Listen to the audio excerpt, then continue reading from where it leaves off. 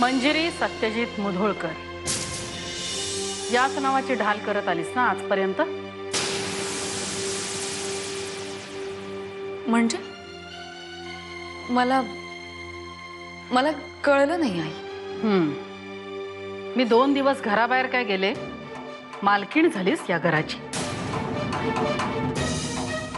म्हणजे या घराच्या आउटहाऊसमध्ये माझ्या परवानगीशिवाय नोकरांना कसं काय राहू दिलंस तू?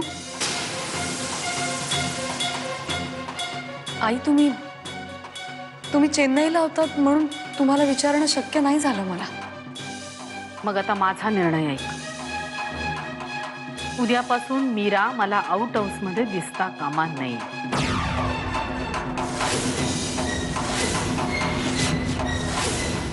या घरातल्या नोकरांना त्यांच्या कामाबद्दल भरपूर पगार दिला जातो. याचा अर्थ त्यांच्या आयुष्यभराची जबाबदारी मुधोळकरांनी घेतली आहे असं होत नाही. ठीक आहे, मी सांगते मीराला निघून झाला. पण आई मला माझ्या एका प्रश्नाचं उत्तर हवंय. समजा माझ्या ऐवजी प्रियाने मीराला आउट हाऊस मध्ये राहायला सांगितलं असतं तर तरी तुम्ही असंच केलं असतं?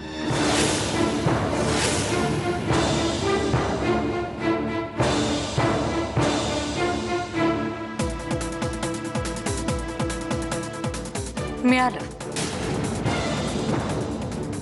मला माझ्या प्रश्नाचं उत्तर मिळालंय आई. मीराने इथे राहण्याबद्दल तुमचा विरोध नाहीच आहे. मुळात तुमचा विरोध मला आहे. मिळालं ना उत्तर? मग आणखीन एक गोष्ट लक्षात ठेव. तू हे जे तुझ्या नावापुढे सत्यजितचं नाव लावतेस ना, मंजिरी सत्यजित मुधोळकर, ते लावण्यासाठी तू लायक आहेस असं नाही वाटत मला.